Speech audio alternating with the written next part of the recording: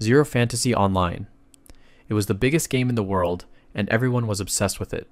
I was at level 998, just 2 steps away from being the first person in history to hit the level cap.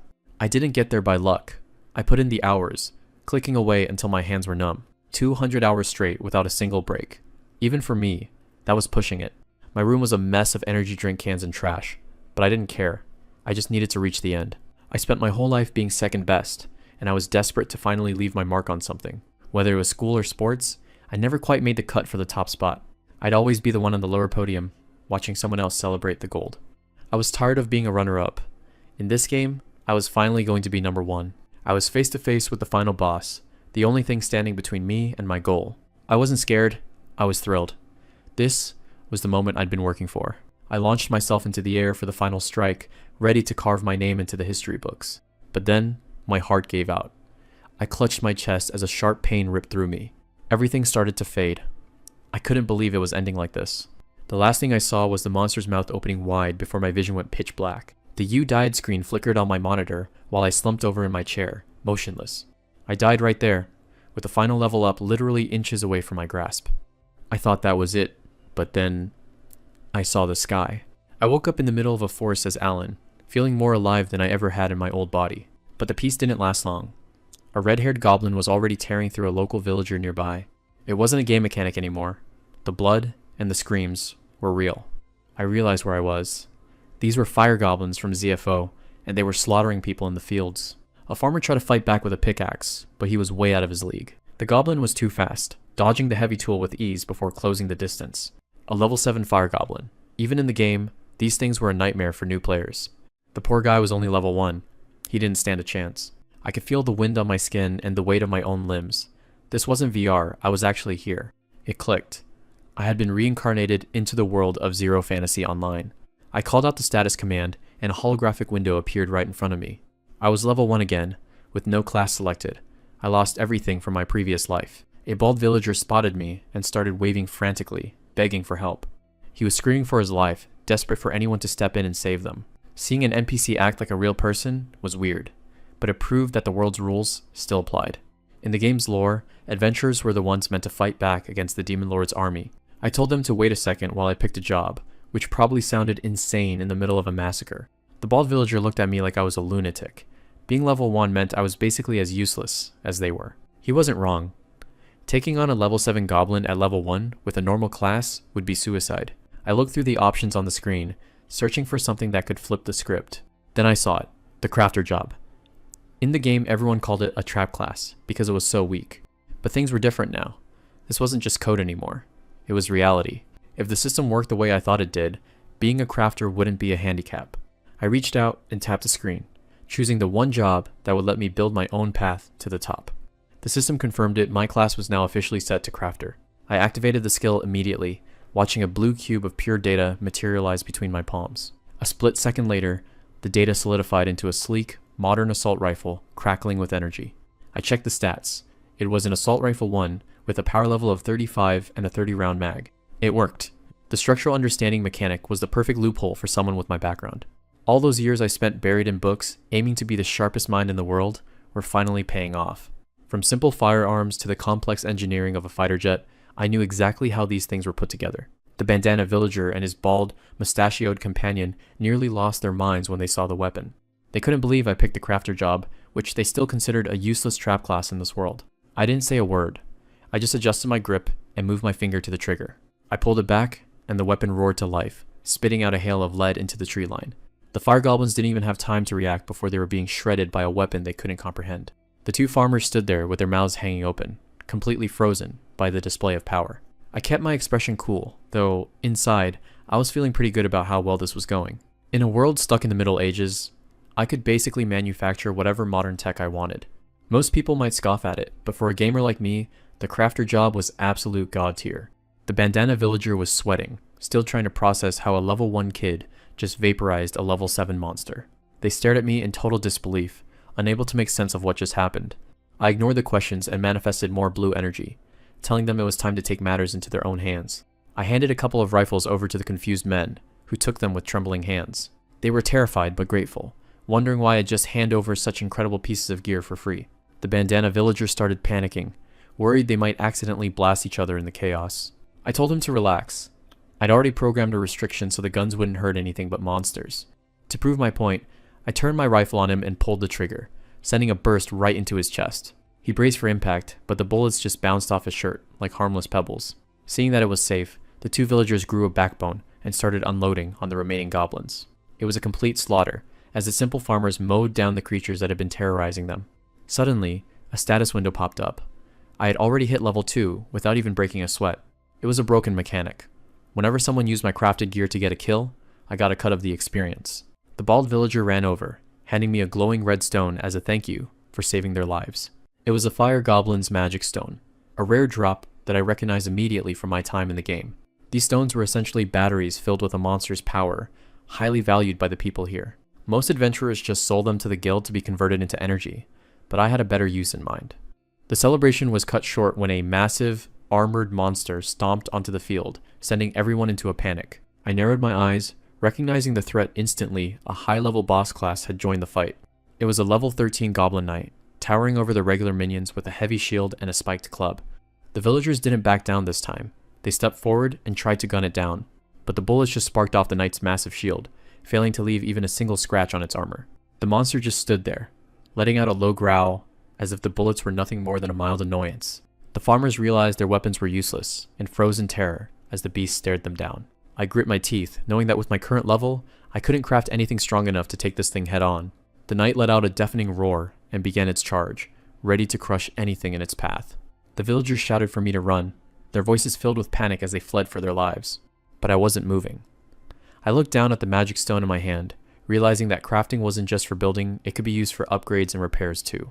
The goblin knight loomed over me, raising its massive shield as it prepared to crush me into the dirt. I wondered if I could take it a step further.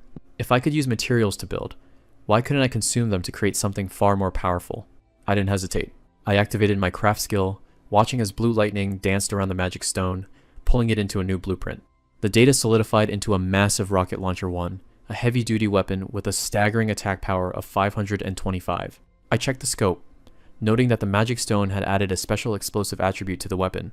To maximize the impact, I'd configured the design to focus all its power into a single, devastating shot. I pulled the trigger, and a blinding beam of energy erupted from the barrel, streaking toward the monster. A massive explosion rocked the area, completely engulfing the boss in a wall of fire and smoke. A status window flashed before my eyes. I had jumped straight to level 4 from a single kill. As the smoke cleared, the armored beast lay defeated, leaving behind a fresh, glowing magic stone as proof of my achievement. The bandana villager and his partner stared in disbelief, wondering how a weak crafter could one-shot a boss-level monster. I examined the fading blue energy in my palm, noting that weapons powered by magic stones were temporary, breaking once their fuel was spent. The men were desperate for answers, asking if I was some legendary adventurer in disguise from a famous clan. I just shrugged them off, telling them I was exactly what I looked like, a rookie who just happened to know what he was doing. Little did they know, they were witnessing the birth of the world's first and only true crafter. The crafter was the only class capable of putting an end to the darkness that had haunted this world for centuries. The long-lasting war against the Demon Lord's army required a power no one had ever seen before. I leaned down and retrieved the magic stone dropped by the boss, feeling its power hum against my skin. I'd finally cracked the code of this class's mechanics now. Nothing was going to stop my growth. I stared into the distance with renewed resolve. This time, I was going to be the first person in history to reach level 99. Alan's out in the wild testing his crafting, but he's already run into a massive level 20 rock golem. Being level 13, he's at a bit of a disadvantage, but he's got his handgun ready to see what it can do. He didn't really expect to run into something this massive so early into his testing session. He switches over to his assault rifle and starts letting the lead fly. The bullets are just pinging off the golem's rocky skin, barely leaving a scratch on the monster. It's not just tough, the thing actually starts regenerating its damaged parts right in front of him. Alan realizes high defense is one thing, but that healing factor makes it a real pain to deal with. He pulls up the rifle stats, seeing an attack power of 175, which clearly isn't enough for this tank. Time to try out an add-on. He starts a new craft to upgrade his firepower on the fly. He looks at the weapon's interface, specifically the empty slot where a magic stone can be equipped. The rifle gets modified, adding a dedicated slot for power-ups to enhance the base damage. He pulls up his inventory, searching for the right item to give this gun some much-needed kick. He grabs a golem magic stone he looted earlier, hoping it's the answer to his problem. He decides to test how well this fantasy stone integrates with his modern military technology. He jams the glowing orange stone into the gun's new slot, and it locks into place. The whole rifle surges with electrical energy as the new Pierce attribute kicks in. This specifically gives the gun a Pierce V effect, designed to completely ignore physical armor ratings. The golem lets out a roar, still thinking it's the big boss in this fight. Alan takes aim again, looking a lot more confident now that he's got his upgraded gear. The golem charges in for a slam just as the first burst of magically enhanced bullets hits home. This time, the rounds tear through the rock like it's wet paper, shredding the golem's chest wide open. The entire golem shatters into a million pieces in a massive explosion of light and rock fragments. Alan gets the level up notification to level 14 and sighs that was a pretty successful trial run. He notes that while the gun survived, the magic stone is a one-time use item for these specific add-ons. He keeps grinding until he hits level 15, examining another stone he just picked up. A system message pops up showing the villagers he helped are now using his weapons to fight off orcs. He's been busy lately, traveling to different farming villages to distribute his high-tech crafted gear. It's a win-win. He helps keep the locals safe while racking up some easy experience points. Meanwhile, at the Massive Adventure Guild headquarters, things are starting to get tense. The higher-ups are staring at a magic crystal showing a report of an adventurer leveling up at an insane rate. A guild staff member stares at the numbers in a magic mirror, unable to believe the stats. The guys in the back are freaking out, going from level 4 to 15 inches. 4 days is literally unheard of. The name Alan is highlighted, a total unknown who's currently breaking all the guild's records. A girl behind the counter is losing it when she sees his class is listed as a simple crafter. A stern guild official decides to project some familiar recorded footage of Alan's recent battle. The whole room watches as the recording shows Alan absolutely bodying a level 20 rock golem. They're all staring at the strange boxy weapon in his hands, wondering what the hell it even is. They've never seen a physical attacker treat a golem's absolute defense with such little respect. The recording shows the final shot obliterating the golem's head in a spray of sparks and debris. Even though he's only level 15, they calculate his actual firepower is equivalent to a level 50. They catch a glimpse of Alan's cold, focused expression in the playback as he clears the field. The official admits he doesn't get the logic, but Alan is clearly in a class of his own.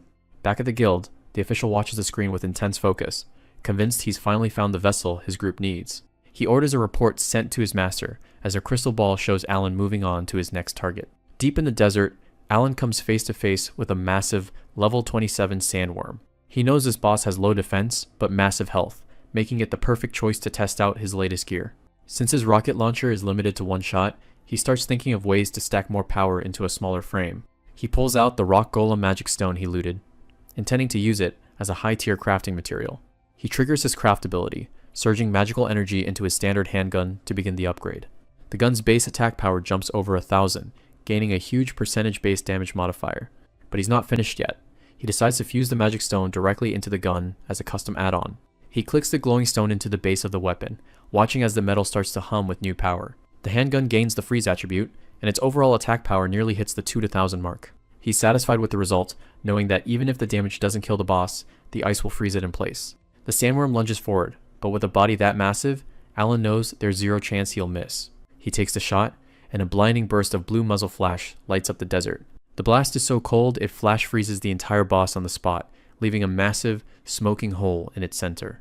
The frozen monster lets out one final crack before its massive body begins to crumble into pieces.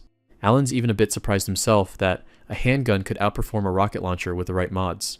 To him, it's just more evidence that the crafter class is essentially a god-tier job if played correctly.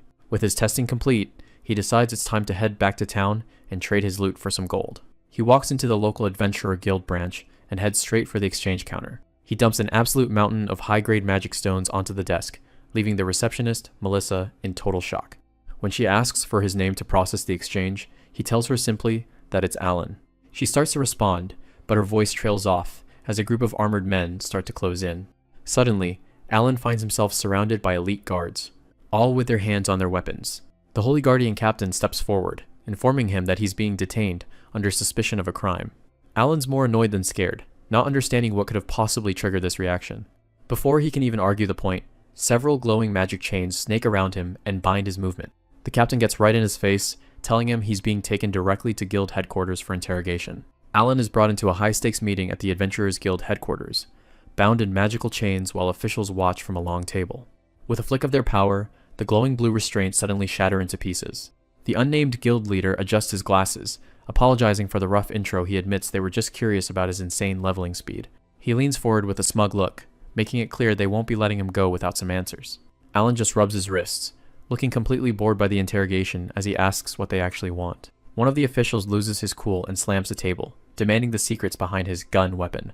Alan tells them bluntly that even if he explained the technology, they wouldn't understand a thing since it doesn't exist in their world. A guy with light brown hair just smirks, calling him a big talker for someone who's just a crafter. He keeps pushing, questioning if the weapon is actually just some useless gimmick. Alan sees right through them, they're just trying to provoke him into giving up the details. Fine, they want a show? He activates his craft skill, summoning a vortex of blue energy and pixelated blocks. An AK-style rifle materializes out of thin air, leaving the smirking official looking absolutely stunned. A status window pops up, showing the rifle's stats scale with Alan's level and boast a 30-round magazine. The officials crowd around the table, unable to believe a weapon could fire 30 rounds in a row, something deemed impossible in their world. Message delivered. Alan turns his back on the group and starts heading for the exit. He makes his intentions clear. He's aiming to be the world's first level 999 and doesn't have a second to waste on them. The leader jumps to his feet, shouting for him to wait. He asks if Alan's ultimate goal is really to take down the Demon King. Alan pauses, mentioning he heard things were looking pretty grim for humanity lately. The official's expression turns serious as he admits that humanity is facing an unprecedented crisis. He points out that an entire major city was completely wiped out just the other day. Alan stays cool, saying he'll deal with that problem eventually, before telling them to make an appointment next time. The official reaches out, desperate to keep him there for just one last thing. He suggests that if Alan really wants to level up efficiently, he absolutely needs to join a clan. He offers to personally introduce him to an elite A-rank clan. But before he can finish, another official cuts in, telling him to stop trying to hog the recruit for himself. He starts pitching his own favorite A-rank clan, bragging about their elite roster and dungeon clearing record. The whole room immediately devolves into a shouting match, as everyone starts fighting over which clan Alan should join. Alan just waves them off, tired of the noise and insisting he wants the freedom to move solo. Realizing they can't change his mind, the officials reluctantly back down, telling him to keep them in mind if he ever reconsiders. Alan gives him a casual "see ya" as he walks out the door. The leader watches him go, noting how incredibly elusive the kid is. Back inside, they stare at the rifle on the table, baffled that a level 15 crafter could possibly make something so advanced. The leader decides it's time to call in the country's best blacksmiths to analyze every inch of the thing. Meanwhile, Alan makes his way to the Wolf Mine dungeon, which is already swarming with adventurers. He walks past the groups toward the glowing entrance. Despite the crowd, Alan keeps his head down, focused on getting inside. A green-clad adventurer waves him down, asking if he wants to join their party since they're one person short. But as soon as he sees Alan's level 15 tag, his face turns pale with shock. He immediately chickens out, apologizing and telling Alan to just forget he ever asked. He scurries away, yelling that a level 15 has no business being in a level 25 dungeon. Alan just smirks. He wouldn't even be at this trash area if it wasn't for the massive XP bonus from the level difference modifier. In this world, there's a level difference modifier that makes grinding way more efficient if you take on enemies about 10 levels higher than yourself. But outside the dungeon, a much lower level girl is getting cornered by a group of thugs trying to force her into their party. The creep leading them is Lucas, a level 65 swordsman who's currently busy harassing Emma, a level 20 priest. People standing nearby are just whispering about how Lucas is at it again, forcefully inviting another woman. Lucas just gives a sleazy grin, knowing exactly what he's doing. Emma begs them to stop, insisting she doesn't want to leech off anyone and just wants to find a party near her own level. Lucas doesn't care about her pride. He tells her to just shut up and enjoy the easy levels. His lackeys back him up, looming over the terrified girl. Suddenly, the ground starts glowing with blue electrical energy. A bronze hand suddenly sprouts right out of the dirt, crackling with power. Lucas's face goes from smug to pure terror in less than a second. The bronze hand grabs him, and he ends up flat on his face while his buddies freak out. Alan walks up as if nothing happened, offering a half-hearted apology for the disturbance. He calmly explains that his crafting just misfired. Lucas is left trembling on the ground, struggling to process that a misfire just put him in the dirt. Enraged, Lucas gets back up and threatens to kill him, asking if he has any idea who he's messing with. Alan doesn't even flinch, explaining he was just testing his range and an ass happened to be in the perfect spot for a slip-up. Lucas's eyes are bloodshot with pure rage. He draws his sword, ready to slice Alan into pieces for the humiliation. But then he stops, noticing the level 15 tag floating above the kid's head. He starts laughing hysterically, mocked that a measly level 15 had the guts to pick a fight with a veteran swordsman like him. Deciding it's below his dignity to kill someone that weak, he puts his sword away and says he'll let Alan live for now. Alan just shrugs and walks away, with Emma following close behind. She thanks him for the save, but Alan tells her he didn't exactly do it to be a hero. Lucas calls out to them again, making it clear he's not just letting them walk away that easily. He's got a much more malicious plan in mind. He points toward the dungeon entrance and proposes a contest. He challenges Alan to a time attack, clear of the dungeon. If Lucas wins, he says he's going to beat Alan's face in until there's nothing left. Emma is horrified, pointing out how unfair it is for a level 65 to challenge a level 15. Lucas just licks his lips, adding that his real reward for winning will be taking Emma's body for himself. Without hesitation, Alan just says, "Fine." Emma looks at him like he's lost his mind. He adds that if he wins, he doesn't even really care about getting a reward. Lucas smirks, convinced there isn't even a 1 in a million chance that he'll lose to a small fry. Alan gets close, telling him that even if he beat a loser like Lucas, the reward wouldn't be worth the effort anyway. Lucas snaps, his face darkening as he calls Alan an arrogant idiot who's finally about to learn his place. Alan stands outside the wolf mine, where a crowd of adventurers has gathered near the massive stone entrance of the dungeon. Emma, a priest, is visibly worried. She warns him that a level 15 shouldn't even be here when the recommended level is 25. Alan isn't the least bit concerned. He tells her it's no problem and that he planned on hunting here from the very beginning. As he heads for the portal, a guy with a ponytail watches him with a condescending smirk. This is Lucas, and he mockingly suggests Alan recruit some scrubs to help him out instead of going in alone. Alan doesn't even look back. He just finds it pathetic that a level 65 like Lucas can't function without a whole flock behind him. The insult clearly hits a nerve, leaving Lucas seething in silence. Alan dismisses him with a wave, telling the guy to go ahead and flock together with his buddies if that's what makes him feel safe. Emma isn't letting him go alone though. She rushes forward, insisting on accompanying him into the mine. A holographic party invitation from Emma pops up right in front of Alan's face. He doesn't hesitate to hit the decline button, telling her straight up that he doesn't need her help. But she isn't taking no for an answer. She literally clings to him, crying and begging for a chance to go along. Emma feels responsible for the way things turned out and won't back down. Seeing her determined look, Alan realizes he's not going to win this argument. He gives in with a heavy sigh and finally taps the accept button on the new invitation. Emma is absolutely thrilled to be officially on the team. As they move away, Lucas shouts out that Alan better not let her die, but he and his crew have a much more sinister reason for wanting her alive for later. Inside the dark tunnels of the mine, the atmosphere is heavy, and Emma is already looking a bit on edge. Alan stops to check the record stone. The fastest anyone has ever cleared this place is just over 19 minutes. With a confident smirk, he decides that breaking that record is going to be a breeze. He tells her it's time to go, and they step deeper into the dungeon passage. Shadows start to stir ahead of them as the dungeon's denizens sense their arrival. Level 20 bats, giant caterpillars, and undead warriors start swarming their position from every angle. Emma starts to panic. There's no way the two of them can push through this many high-level enemies at once. Alan remains completely calm. To him, they're all just a bunch of low-level scrubs. He tells Emma to put her staff away, since it's only going to get in the way of what's coming. Since she's in the party, he's going to make her pull her weight and do some fighting too.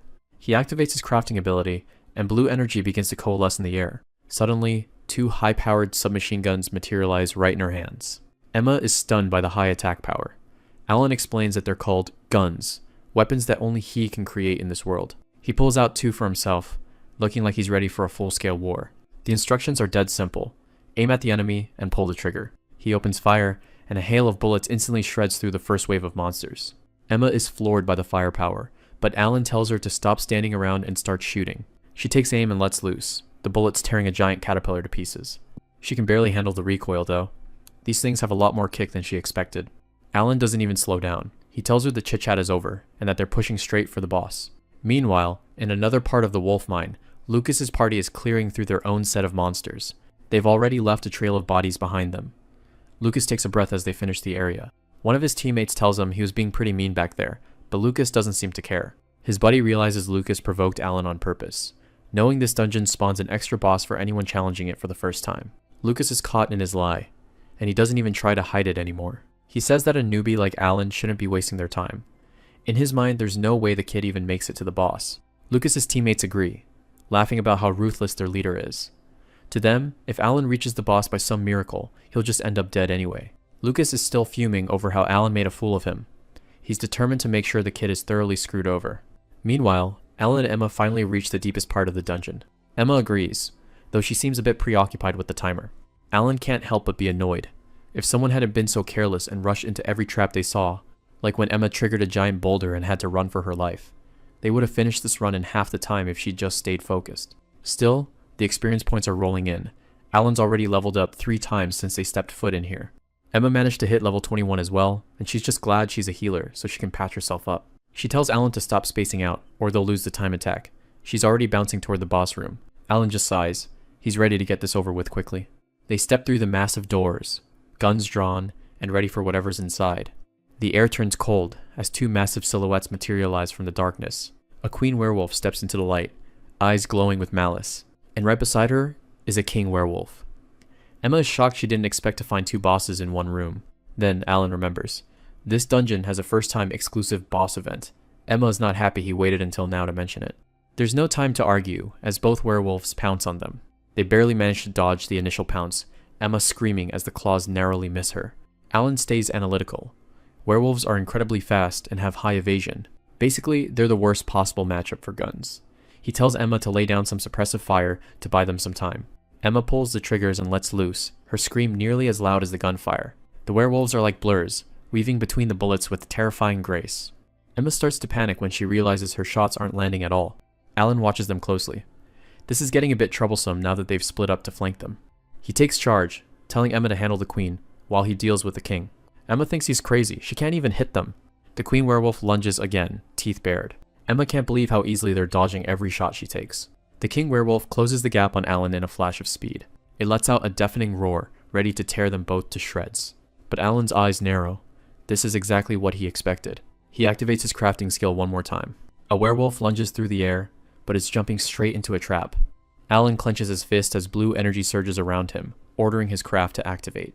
A massive steel trap snaps shut on the monster's leg, spraying blood as it bites into the bone. More werewolves are pinned to the stone floor by the glowing blue snares. Emma is completely stunned, shocked that the beasts were stopped so easily. Alan just gives her a calm look, saying he only needed her to buy him a little time. The monsters are totally immobilized, leaving Emma to wonder what kind of insane crafting skill this is. Alan's just glad his test for long-distance crafting worked out as planned. He summons a black handgun into his hand, ready to finish off the sitting ducks. To him, a werewolf that can't move is just another common mob to be cleared out. He stands over the pinned creature, looking cold and indifferent. He points the gun right at its head and tells it goodbye. Once the threat is gone, he leans down to collect the purple mana crystals left behind. Emma comes running over with her own pair of guns, hyped that she took out the Dungeon Queen too. A system screen pops up. They cleared the wolf mine in under 10 minutes, setting a brand new all-time record. Alan is already thinking about coming back alone to take the top spot for himself, making Emma call him mean. They step through the blue exit portal to head back outside. A small crowd is waiting at the entrance to thank them for clearing the dungeon. Emma asks about the weapon she's holding, and Alan tells her to feel free to use it. A couple of other adventurers spot him and remember him as the guy who was arguing with someone named Lucas earlier. They think he's just trying to sneak away before he gets caught, totally underestimating what he just did. Alan stops and looks back, casually mentioning that the dungeon is already cleared. The guys just laugh, calling it a transparent lie and telling him to quit acting tough. Alan doesn't bother arguing, and just tells them to go look at the record crystal themselves. They think he's joking, convinced there's no way a low-level guy like him set a record. They mock his level and his trap job class, claiming he couldn't have even met the requirements. One of the guys reaches for the crystal, fully expecting to prove Alan wrong. His face immediately goes pale as he reads the names at the top of the list. There it is, Alan and Emma, with a record-shattering clear time of 9 minutes and 48 seconds. The guy falls flat on his butt in shock, while his buddy wonders how this is even possible. Alan decides to give them a little hint about how he pulled it off. He summons 3 submachine guns, letting them float in front of the stunned adventurers. One of the guys grabs it, completely baffled by the strange weapon. When they see the stats, they lose it. The attack power is way higher than anything they've ever seen. Emma joins in, bragging about how super easy it is to use. It's simple, you just aim at the enemy and pull the trigger. She demonstrates by letting off a burst, sending bullets flying and making the guys dive for cover. One of the guys is sweating buckets, wondering who the hell Alan really is. A crowd starts swarming around them, everyone desperate to get a look at the new gear. Alan is already bored with the attention, deciding it's a waste of time to stick around. As he walks away, he doesn't notice a woman with long silver hair watching him from the crowd. Melissa stares after him with an intense, calculated look. A few minutes later, Lucas and his team finally emerge from the dungeon portal, looking exhausted but satisfied. Lucas stretches his stiff neck, boasting that they were incredibly close to breaking their 50-minute goal. He plops down on the ground with his crew, deciding they should wait around for the cocky rookies to come out, just so they can gloat. His teammates laugh along, joking that if the kids aren't out in an hour, they're probably dead anyway. Someone suddenly calls out to Lucas, cutting through their celebration. A guy in a purple tunic steps up and breaks the news their competition has already left and gone home. Lucas's face darkens, assuming the newbies just tucked tail and ran away because the dungeon was too hard. His friends start laughing at him, thinking Lucas got played and that the rookie's big talk was just a bluff. But the martial artist corrects them. looking toward the portal and revealing that they didn't run, they actually cleared the whole thing. Lucas is stunned, refusing to believe those two losers could have possibly finished the dungeon faster than his team. The guy doubles down, stating it wasn't just a fast clear, it was a world record that beat everyone else's time. Stunned and angry, Lucas stomps over to the record stone, convinced there's no way it's actually true. He slams his hand against the pillar, shouting that he won't believe a word of it until he sees it with his own eyes. He stares at the glowing screen on the record crystal, and his jaw practically hits the floor. 9 minutes and 48 seconds, a dungeon that took his pro team nearly an hour, was cleared in a fraction of that time. The reality of the situation hits him like a truck, and Lucas drops to his knees, his pride completely shattered. He stares blankly at the ground, trembling as he tries to convince himself that it has to be a lie. He lets out a raw, tearful scream of pure frustration that echoes across the dungeon entrance. Somewhere far away, a mysterious figure sits in a high-ceilinged office, shrouded in the shadows of the desk. They look over a dossier on Alan, realizing that the kid's incredible record clear proves he's the real deal. The assassin leader steps out of the darkness, acknowledging that he heard there was a special request for his services. The shadowy man points a finger at Alan's profile, making it very clear who he wants dealt with. The assassin takes a good look at the photo, noting that this target looks like he might be quite a handful to take down. A heavy pouch of gold is slammed onto the desk, an upfront payment that promises even more for a successful job. The mysterious client taps his finger on Alan's picture one last time to confirm the hit. The assassin leader stands ready, his eyes cold as he accepts the simple and lethal order to kill him. Emma bows to Alan, thanking him for everything he's done for her. She's moving her base of operations to avoid any retaliation from Lucas, though Alan wonders if she really needs to run. Emma is firm about her choice. She's an adventurer too, and doesn't want to keep leaning on him for help. Alan accepts her decision and tells her to take care of herself out there. She hops off with a cheer, telling him not to let anyone break the record they set at the wolf mine. He watches her go, promising to keep her words in mind. Emma waves one last time, hoping they can cross paths and party up again someday. A system notification pops up confirming the change. Emma has officially left the party. Now, alone in the wasteland, Alan looks at his status window and decides it's time to see what else he can craft at level 24. He focuses his energy, sparks of blue magic swirling around as he visualizes his next project. In a massive flash of light, a full-size battle tank appears in the middle of the desert. The exterior looks perfect, so Alan climbs up the side to check out the hatch. He's impressed to find that the interior cockpit controls have been replicated perfectly. He settles into the seat with a confident look and orders the machine to move forward. The tank sits silent in the sand, and he realizes he forgot one major detail: it needs fuel. He knows the theory behind his ability lets him build almost anything as long as he knows the structure. However, formless substances like gasoline, water, and electricity are the exceptions he can't create. He already expected this hurdle, and has a plan to use the world's natural energy instead. In this game world, magic stones are used to power just about everything. He pulls out a glowing magic stone, knowing it can be converted into general purpose energy. He slots the stone into the tank's power core to test his theory. Alan is betting that his modern crafts should be able to run on magic stones just like any other item. The engine roars to life and the tank barrels forward, kicking up a massive cloud of dust. For a moment, it looks like a total success, and he's ready to roll. But then, the magic stone suddenly shatters into tiny, useless fragments. The power cuts out instantly, and Alan is left stunned by how fast the tank drained the stone. He climbs back out, realizing he doesn't have the high-tier energy required to keep a machine that big running. The tank dissolves into light as he decides he'll need much higher quality stones for a project of that scale. He decides to try something a bit smaller and more efficient this time. He crafts a high-tech drone equipped with voice recognition software. He watches it hover above him, wondering just how long this one will be able to last. He orders the drone to increase its altitude and start recording the surrounding area. The overhead view is sharp and clear, and the energy consumption is finally at an acceptable level. He thinks about how he could probably swap the camera for a gun to use it in combat. He creates a tablet to sync with the drone's feed so he can check out the footage in real time. The camera recorded the landscape even better than he had anticipated. But then, he spots something suspicious and tells the video to stop. On the screen, he sees several figures lurking in the distance, clearly keeping an eye on him. Based on their appearance, he guesses they're related to the punks he tangled with back at the wolf mine. Alan doesn't plan on being a sitting duck, so he grabs a submachine gun and starts running toward them. The hidden group realizes they've been spotted as the target charges straight for their position. They can't believe a low-level player like him managed to sense a group of level 65 assassins. Alan calls out to the group hiding in the rocks, counting exactly 5 people. The lead assassin is caught off guard, but decides they have no choice but to kill him now that they've been spotted. Another assassin looks at Alan's gun, skeptical that such a strange-looking weapon can actually do much. He's convinced that modern-looking tools like that can't deal any real damage to humans in this world. Since Alan is only in his level 20s, the guy thinks this mission will be a breeze. However, their leader tells them to quit being idiots and stay on guard even at low levels, Alan is a high priority target for a reason. Alan isn't in the mood for games and tells him to quit hiding and come out already. The 5 hooded figures reveal themselves, surrounding him from the rocky cliffs. Alan stares them down, demanding to know what their goal is. The lead assassin tells him to drop the attitude and quit glaring. He makes it clear they aren't here for a chat. They've come to dispose of him. Alan quickly analyzes the situation. 5 highly skilled opponents, all specialized in stealth and high-level movement. He thinks to himself that choosing a rapid-fire submachine gun was definitely the right call for this fight.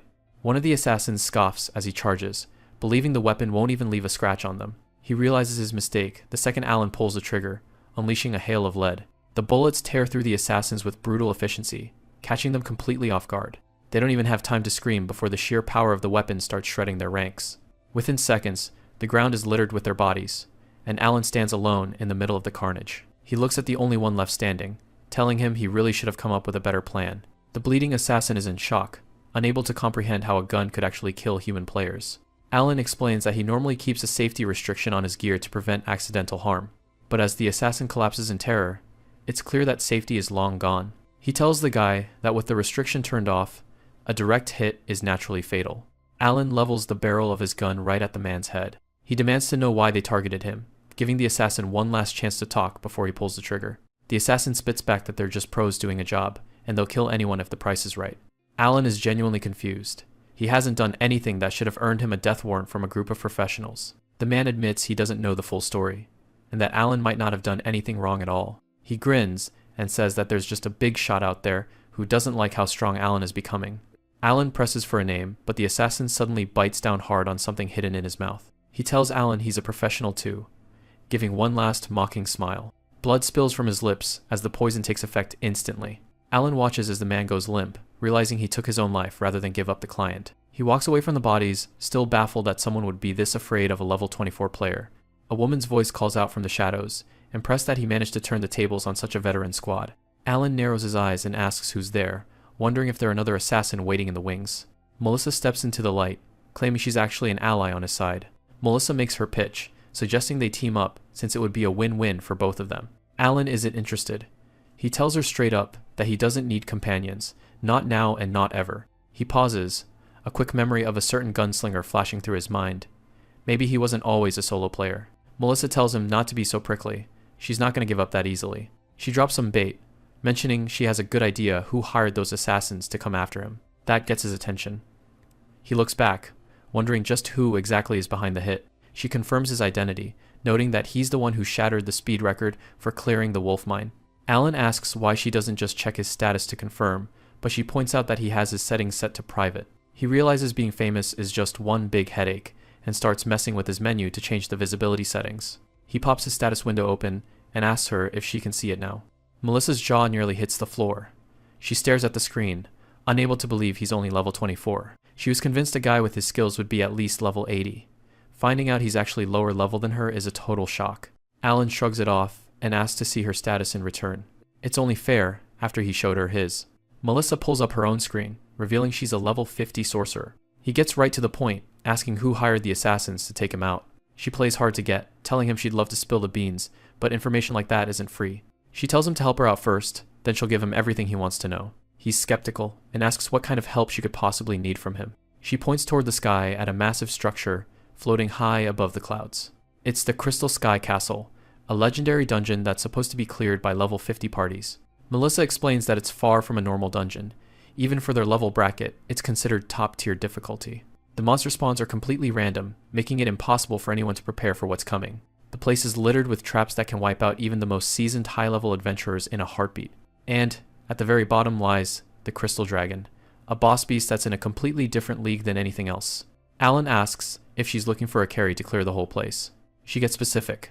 She wants the boss's rare drop, the Jade Dragon Orb, in exchange for the intel on the assassins. Alan realizes that for someone at her level, that orb is a top-tier material she probably can't get on her own. Melissa asks if he's going to take the deal, or if he's too scared. She assumes there's no way a level 24 can actually pull this off, and starts to backtrack. But Alan doesn't hesitate for a second. He accepts the deal immediately, leaving her stunned. She asks if he was even listening, reiterating that the recommended level is 50 and it's incredibly dangerous. Alan tells her he knows all that, and honestly, he probably knows more about the place than she does. He thinks back to his time playing ZFO. He cleared this exact dungeon countless times back then. Joining up with her wasn't the plan, but he can make it work. His main goal is to wipe out whoever is targeting him, so he can get back to leveling up without any distractions. Melissa offers a handshake, saying she's looking forward to their partnership. Alan just turns and starts walking, telling her it's time to head out now that everything's settled. She's a little annoyed by his attitude, but she follows along anyway. She points out two major problems with their plan, starting with the fact that the castle is way up in the sky. To get there, they have to submit an application to the kingdom and go through a formal teleportation rite. Alan recalls that in the game, you just had to talk to a specific NPC and they'd teleport you instantly. He wonders if that's what she means, but she stops him, saying that he doesn't actually meet the requirements for the rite. The level cap is 40. She's well above it at 50, but Alan is still stuck at 24, meaning he's officially locked out. Alan asks the obvious question. If there's a level cap for the teleportation rite, why'd she even bother inviting him? Melissa admits she never would have asked if she knew he was such a low level. He brushes off the insult and asks for the second reason she wanted a full team. She points out that the two of them alone just won't cut it for a dungeon of this scale. She starts listing the roles they're missing, starting with a heavy-duty tank to soak up all the damage. Then they'd need a dedicated healer to handle the recovery and keep everyone buffed, and to top it off, a high DPS attacker to actually finish the job. She explains that as a sorcerer, her magic is great for crowds, but she can't deal enough focused damage to take down a boss by herself. Alan agrees that hitting level 40 is their top priority, and Melissa suggests they take their time over the next few months to grind it out. But she's clearly in a rush, even if she tries to hide it.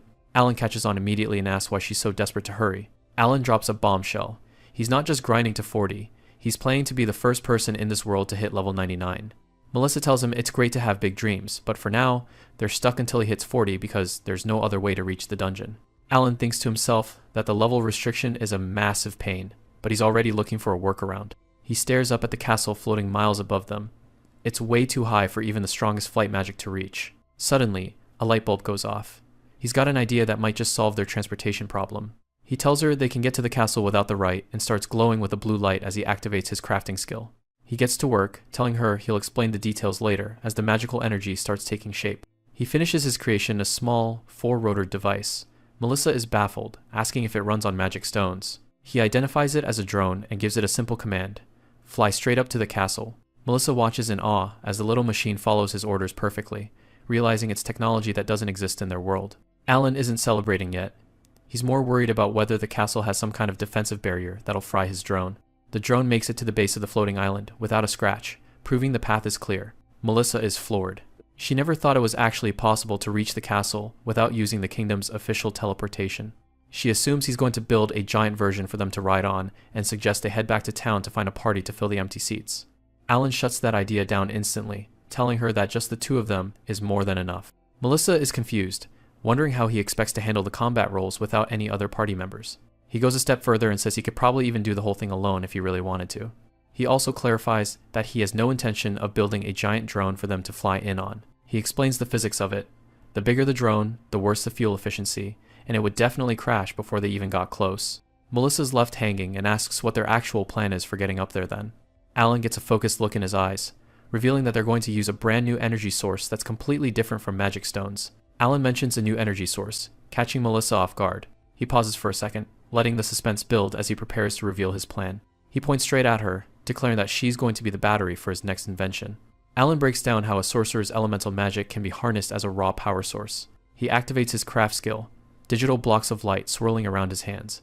A massive pile of fabric drops onto the sand, and Alan explains they're going to fly their way to the target in a hot air balloon. He tells her to hop in so they can give the new ride a test drive. Melissa is confused about her role until Alan tells her she needs to use wind magic to inflate the thing. She lets loose a gust of wind, and the green energy starts filling up the balloon. The fabric swells up as they both stand ready in the wicker basket. Once it's upright, Alan explains that the air inside needs to be heated up to get them off the ground. He suggests she use Flame Hand, since it's the most mana-efficient way to keep them airborne. Melissa ignites her hand, flames licking around her fingers. She holds the fire up toward the opening of the balloon, fueling the lift. The ground suddenly drops away, as the balloon starts drifting up into the sky. Alan casually mentions that if she stops the fire, they'll fall to their deaths, definitely something he should have said earlier. As they float over the jagged mountains, Melissa realizes Alan's crazy plans might actually work. She starts to believe that, with his gadgets, clearing this dungeon might be possible. They arrive at the massive gates of the Crystal Sky Castle. Melissa is breathing hard from the mana drain, but she tries to play it cool, while Alan thanks her for the help. Inside, the place is already crawling with other adventuring parties. Since it's an open dungeon, anyone can clear it, and the competition is already fierce.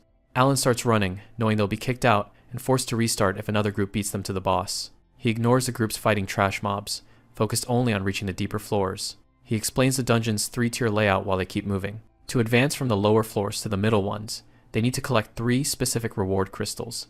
Alan gives her a smug look, hinting that his expert knowledge won't come for free. Melissa is clearly annoyed by his businessman attitude in the middle of a raid. They hit a bottleneck where another party is blocking the path to a boss. A level 45 Abyss Minotaur stands in their way, letting out a deafening roar. Melissa suggests they just go to a different floor, since there are several options available. Alan isn't interested in wasting time and refuses to back down from the challenge. He steps right up to the other party and tells them to get out of the way if they're too scared to fight. The lead adventurer is pissed that a level 24 crafter is talking down to him. The guys mockingly step aside, inviting Alan to go get himself killed. The Minotaur raises its weapon, ready to crush the tiny human in front of it. Melissa panics, yelling that her mana isn't ready for another big fight. Alan isn't worried, pulling out a high-grade magic stone he got from a sandworm. He starts crafting, the stone glowing as it's broken down for parts. He materializes a heavy rocket launcher, the barrel glowing with magical circuits. Alan mentions that with his bonuses, the attack power on this thing is over 30,000. He levels the weapon at the charging monster, preparing to end the fight with a single shot. He pulls the trigger, calling the fight early. A massive explosion completely engulfs the Minotaur. Melissa can't believe the level of destruction coming from a single weapon. The system confirms the level 45 boss has been wiped out. Alan checks his status, satisfied that his craft worked exactly as intended. The other adventurers who were mocking him are now completely speechless. Melissa follows behind, still trying to wrap her head around what just happened. She stares at him, demanding to know what kind of secret skill he's hiding. Alan keeps his cool, privately thinking that using the magic stone might have been overkill. They grab the first reward crystal, leaving only 2 more to go. He makes sure to loot the Minotaur's magic stone while they have the chance. Without slowing down, he heads toward the next section with Melissa struggling to keep up. She's still reeling from the fact that a dud job like Crafter just one-shot a high-level boss. They reach the Path of the Abyss, a section where the floor just completely disappears. Alan explains that this floor is all about puzzles, not raw power. Melissa looks at the huge drop, wondering how they're supposed to cross with no path. Alan tells her the floor isn't actually gone, it's just invisible. He shows her that it's a transparent bridge, where one wrong step leads to a very long fall. One of the guys from the other party thinks he can eyeball it, and jumps out. He immediately misses the path and vanishes into the abyss. Alan watches the guy fall without even flinching, noting that's why you don't guess. He explains the standard strategy is slowly poking around with a staff to find where it's safe to step. But he knows if they do that, the crowd behind them will just copy them and cause a massive pileup. Melissa suggests the simple route, why not just use his craft skill to build a safe bridge across? Alan points out that if magic or flying worked here, everyone would have already cleared it. Melissa tries to manifest a skill, but nothing happens. He explains that all skills and magic are completely restricted in this zone, including his own crafting. But as he looks out over the void, Alan has a smirk on his face, because he has a non-magical solution ready. Melissa looks back, sensing something is off. They've reached the middle floors of the dungeon, where things start getting tricky. Alan explains that while regular crafting is disabled in this area, he's still got a few tricks up his sleeve. He pulls a strange high-tech looking device out of his inventory. Melissa stares at the gear, wondering what on earth it's supposed to be. It turns out to be a pair of night vision goggles made from an evil bat's magic stone, specifically for spotting invisible floors. Melissa is impressed, but she wants to know when he even found the time to make those.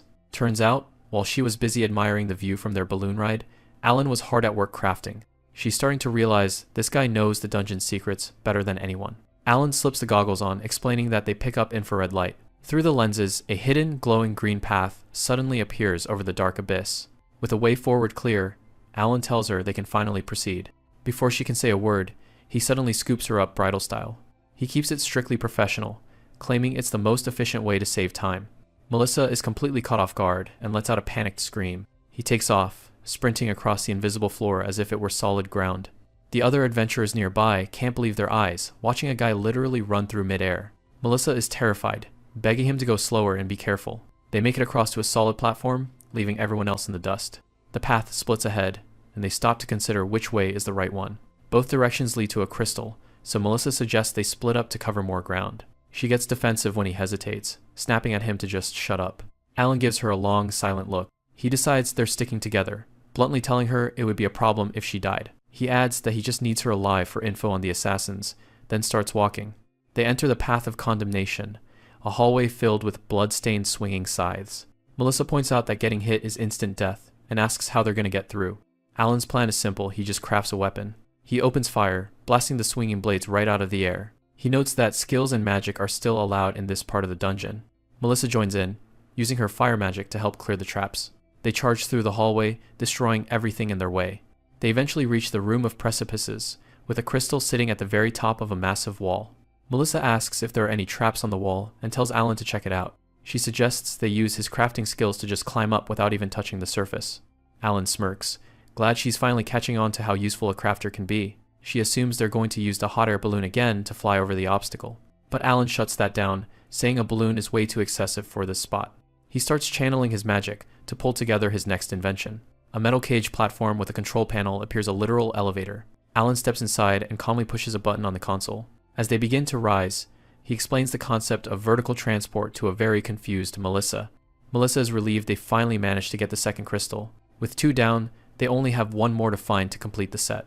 Alan is ready to keep moving, but Melissa needs a moment to catch her breath. They arrive at the Room of the Poison Swamp, a toxic lake that looks like a literal death trap. Alan warns her that the poison is incredibly potent and will cause a status ailment on contact. Melissa isn't thrilled about the obstacle and asks what kind of high-tech craft he's planning to use this time. Alan starts channeling his crafting energy, lighting up the dim room. Instead of a high-tech machine, he produces a simple, wooden rowboat. Melissa is speechless, sweating at how mundane it is compared to his usual work, while Alan just looks confused by her shock. He hops in, but Melissa was clearly expecting something way more mysterious and magical. Alan points out that a simple boat gets the job done and tells her to hurry up and get in. As they drift out onto the toxic sludge, Melissa realizes something's missing the oars. Alan explains that this is where the teamwork comes in, calling her their engine. Before she can protest, she's at the back of the boat, using her wind magic to blast them across the water. She glares at him, asking if this isn't putting a bit too much of the manual labor on her shoulders. They reach the center pedestal without much trouble. They grab the third and final crystal, completing their collection. Melissa admits she thought this would be impossible, but they made it look easy. She starts to think that maybe crafter really is the strongest job in the world. Alan doesn't let the praise go to his head and just keeps moving toward the next objective. But as Melissa watches him, she realizes it's not just the job that's special. Her eyes are fixed on him as she thinks, it's you. They haven't known each other long, but she's becoming more and more certain of one thing. She believes Alan is the kind of adventurer whose name will eventually be written into the history books. A few minutes later, they arrive at the transfer room on the lower floor. Alan holds all 3 crystals, explaining that they need to slot them into the pedestal to reach the middle floors. Melissa can't help but comment on how he never gets lost, almost like he already knows every inch of this castle. Alan's expression goes dark as he tells her he literally staked his life on learning everything about this place. He places the crystals into the slots, and they begin to glow with a brilliant light. The authentication is a success, and the teleportation process to the middle floors begins. They land right in front of the entrance to the next section, a swirling blue portal. Melissa finds it bizarre to have an instance dungeon hidden inside another dungeon. Alan jokes that it's like a Matryoshka doll, a reference that goes completely over her head. He's ready to jump right in and asks if she's prepared, but Melissa stops him, her voice turning much more serious. Before they step into the unknown, she challenges him to a match to see who's really superior. Alan breaks down the dungeon layout, explaining that the middle floors are split into 2 distinct sections. On the first floor, they're going to be swarmed by a massive group of low-level monsters. Since the system is already tracking their kill counts, Melissa suggests making a game out of it to see who can take down more. Alan isn't exactly thrilled. He thinks the rules are pretty heavily stacked in her favor. As a sorcerer, Melissa is basically a walking cheat code for large-scale area attacks. Alan, on the other hand, usually sticks to firearms that pick off enemies one at a time. She starts poking at him, asking if he's actually scared he'll lose to her. Alan just finds the whole thing annoying. Melissa is determined to prove her magic is more than just a fancy way to travel. Deep down, she's desperate for some recognition and wants to finally show him what a real sorcerer can do. Alan finally caves and agrees to the deal since it'll help them clear the floor faster anyway. They set the stakes. The loser has to buy the winner a top-shelf potion. With that, they step toward the portal. They land on the first floor of the middle section, and the place is packed tight with hostiles.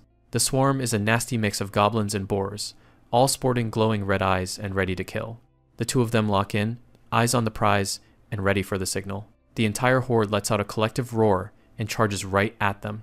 Melissa makes the first move, chanting a spell to sweep the field clean. She unleashes Black Nebula, creating a massive void that shreds through the front lines of the horde. The spell wipes out a huge chunk of the field, and she's pretty smug about her clearing speed. Alan has to admit it's impressive. But then Alan steps up and summons something massive, a heavy Gatling gun that practically hums with power. He pulls the trigger and lets the lead fly, turning the remaining monsters into a red mist. The rate of fire is so high that the air itself seems to vibrate from the sheer volume of bullets. Melissa is completely caught off guard. She's never seen a weapon that can output that much damage that quickly. Alan explains that while he's a sitting duck while firing, no other weapon beats this when it comes to clearing a room. Melissa refuses to back down.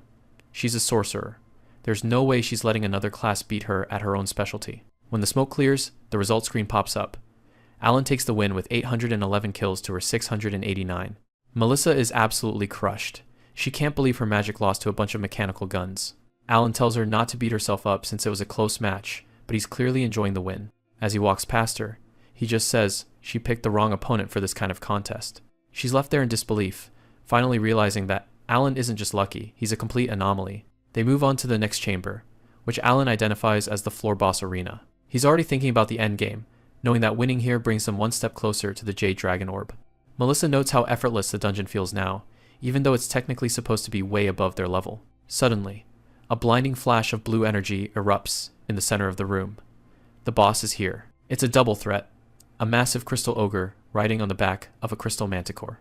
The ogre is a level 50 powerhouse, and it looks ready to swing that club. The crystal manticore is just as dangerous, glowing with magical energy as it prepares to pounce. Melissa is surprised to see them working as a team, and Alan realizes they're built for coordinated strikes. Alan decides to skip the small talk and brings out the rocket launcher to end this quickly.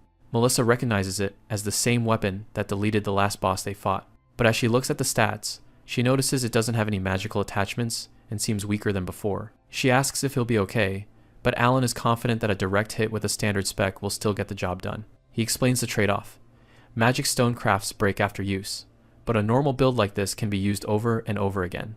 The ogre manticore boss lunges forward with terrifying speed. Melissa shouts a warning, but Alan stands his ground. Alan stays calm and gives Melissa a specific order: freeze the floor right now. She's confused by the plan, but she doesn't hesitate to slam her hand down and cast the spell. A jagged path of ice crystals instantly spreads across the floor in front of the charging boss. Alan knows that if he just fires blindly, the manticore's high evasion will let it dodge his shot. By turning the ground into ice, he's forced the beast into a situation where it can't maneuver. To avoid sliding, the boss has no choice but to leap high into the air. Alan just smirks, knowing he's got them exactly where he wants them. Without wings, the enemy can't move while they're in midair. They're basically sitting ducks. Alan pulls the trigger, shouting for them to get blasted into oblivion. But the ogre is smarter than it looks. It uses its own mount as a stepping stone to launch itself even higher. The rocket connects with the manticore, blowing it apart in a massive explosion. Alan's stunned. That kind of advanced coordination shouldn't even be possible for these monsters.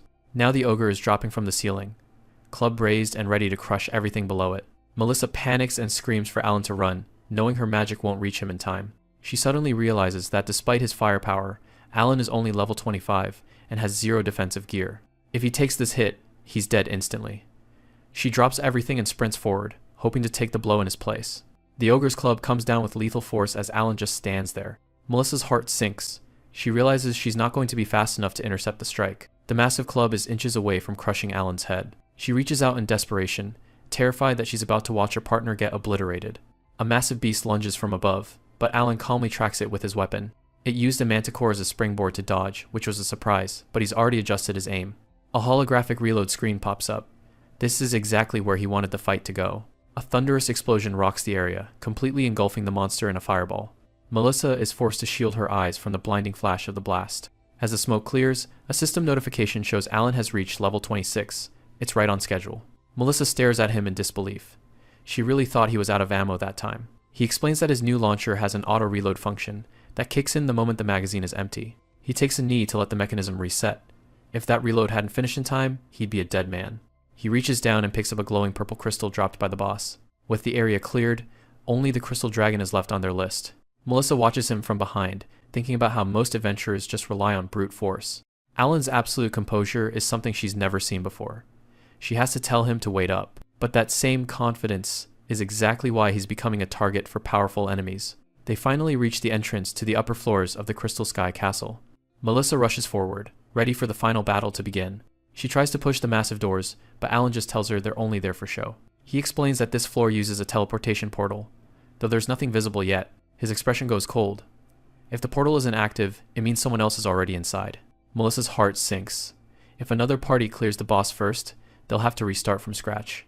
She starts to panic, realizing how much progress they could lose. Alan just takes a seat, telling her that worrying won't help.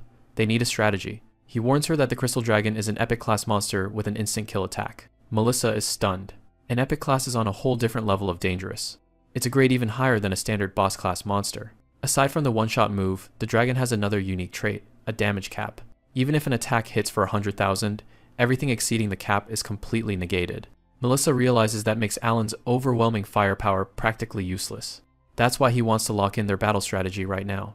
She asks what he needs her to do. He explains that endless waves of minor enemies will keep spawning until the boss is dead. He looks her dead in the eye and tells her he'll be the one to handle the dragon. Her job is to wipe out the mobs and take cover behind him the moment he gives the signal. Suddenly, a massive blue portal flares to life in front of them. Alan notes that since they weren't booted out of the castle, the previous party must have failed. Melissa starts to get nervous, wondering if they were taken out by that instant kill attack. Alan just starts walking forward, convinced that sticking to the plan will lead them to victory. She takes a breath and tells him she's putting all her trust in his hands. He tells her to leave it all to him. As they step into the portal, he reminds himself that he's not dying until he hits level 99. They emerge in a massive, open-air arena at the top of the castle. The sight that greets them is horrific. The entire floor is covered in blood and bodies. Melissa gazes at the carnage in shock. They weren't just defeated, they were slaughtered. Alan knows there's no time to be scared. They have to move. Suddenly, the atmosphere shifts as a massive presence enters the fray. The Crystal Dragon reveals itself, a colossal beast made of jagged ice and blue light. It's an epic class monster, sitting at level 50, a predator that has already turned the floor into a graveyard. Melissa is frozen for a second, feeling the crushing weight of the dragon's power. Alan tells her to keep it together. If she panics now, they're both finished. It's not just the dragon. Either the shadows are alive with a literal army of mobs. He tells Melissa to handle the small fry while he focuses everything on the big guy. The Gatling gun roars to life, shredding the silence with a hail of bullets. He knows about the dragon's damage cap, but the sheer volume of his fire is the perfect counter. Melissa is shocked. She's never seen anyone overwhelm an epic class boss like this before. To him, it's just about knowing the gimmick. Once you figure out the pattern, the fear goes away. She starts pushing the advantage, trusting his lead as they carve through the monsters. The battle is a blur of fire, magic, and flying debris. But right at the peak of the fight, the barrel stops spinning. He's completely out of ammo. Seeing its opening, the Crystal Dragon prepares its most powerful move. Alan shouts for Melissa to get back. He knows exactly what's coming. A sphere of terrifying purple energy begins to swell in the dragon's mouth. It unleashes the Black Death Flame, a beam of concentrated destruction meant to end the fight instantly. Thinking fast, Alan slams his hand down and activates his craft. A massive steel wall erupts from the ground, surprising Melissa as it takes the hit. He explains it's a specialized fire-resistant shield he made for just this kind of scenario. As the flames roar against the metal, he starts counting down for his next move while his gun reloads. But the shield starts to groan and crack, unable to withstand the dragon's relentless power. This definitely wasn't part of the plan. The defense is failing way faster than he expected. He realizes he needs a new method, and he needs it right now. With a deafening crash, the steel shield shatters into 1,000 pieces. As the fire closes in, Alan reaches out again, pouring everything he has left into one final craft. Alan pulls out a red cylinder and starts channeling his crafting power into it. It turns out he's making a fire extinguisher, which seems a bit random in a dungeon. To make it work against magic, he fuses a Crystal Ogre's magic stone into the base. The crafter sprints toward the dragon, praying his new invention actually holds up. He's betting everything on his unique crafting ability. He pulls the trigger, and a massive cloud of white foam bursts out. The spray slams into the dragon's breath midair. Hina is stunned. She's never seen a basic tool stand up to a monster's magic before. The beast puts everything into its purple fire, but the foam won't budge. The foam completely neutralizes the epic grade attack, freezing it in place. The girl stares in disbelief at the weird red tank. Alan explains that it's not a weapon, it's just a basic tool for putting out fires. Now that the fire is out, he pulls out something much louder. He whips out a Gatling gun and starts shredding the monster. The dragon's health bar starts draining fast under the constant hail of bullets. Hina sees the opening and gets ready to jump back into the fight. The massive creature collapses as the room shakes from the impact. Alan calls out to her, telling her it's time to finish this together. The warrior charges up her magic circles for a final, decisive strike. The crafter keeps the Gatling gun spinning to keep the pressure on. With one last explosion of light, the Crystal Dragon's head shatters. A notification pops up. The epic grade boss has finally been slain. Both of them see their levels jump up as the experience rolls in. As the dust settles, the pair walks through the clear air of the boss room. He kneels down to collect the dragon's magic stone from the rubble. Hina asks about the orb, hoping for a rare drop. A treasure chest spawns in a pillar of light right in front of them. They move to check the loot immediately. Inside sits the Jade Dragon Orb, a high-tier epic material. The girl is thrilled she can't believe they actually pulled it off, but Alan's face goes dark as he looms over her. He tells her to wait before she touches the orb and triggers the warp out. Suddenly, he pulls out a handgun and points it directly at her head. He hasn't forgotten the deal. He wants to know who sent the assassins.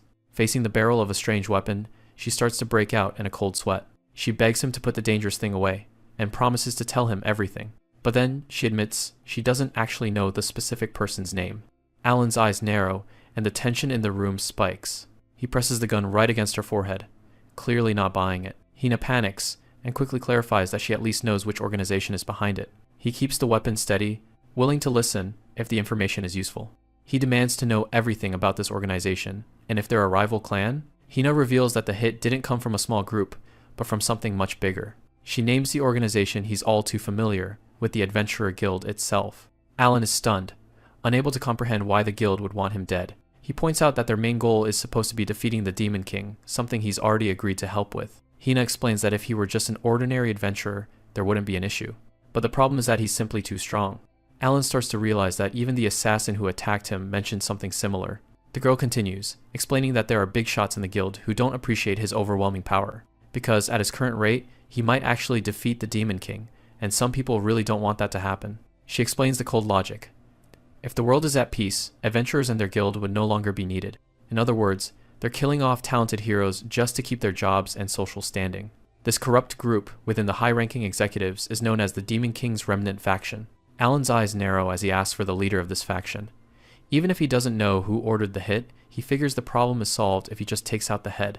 The warrior shrugs, admitting that nobody actually knows who they are. She clarifies that they aren't working with the Demon King's army directly, so they don't do anything as obvious as open sabotage. The group is made up of anyone whose status would be threatened by peace, from weapon merchants and clerics to tavern owners. The crafter realizes there's no end to the list of suspects if he tries to think that far ahead, but based on the professional methods used against him, it's almost certainly someone inside the guild. He doesn't care about their politics, but he won't tolerate anyone interfering with his leveling. He asks how other targeted adventurers are handling this. He specifically wants to hear about other promising prospects who are in the same boat. The girl stands up tall, reminding him that she's technically one of those prospects too. She quickly pivots, wanting to discuss how they're going to protect themselves from any future assassination attempts. Huge white towers stretch into the sky as blue light rains down on the gates. Adventurers who were inside just got booted back to the entrance, and they're definitely not ready for it. Everyone's looking around, trying to figure out what happened.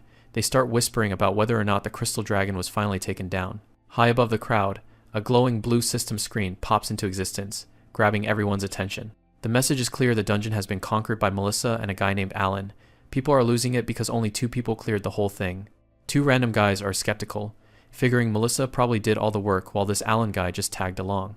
The heroes of the hour walk out from the light. Melissa looks heroic, but Alan's just wearing plain white clothes like he's out for a stroll. Melissa looks over the edge and realizes they're stuck on a high ledge. She mentions she can't use a teleport to get them down.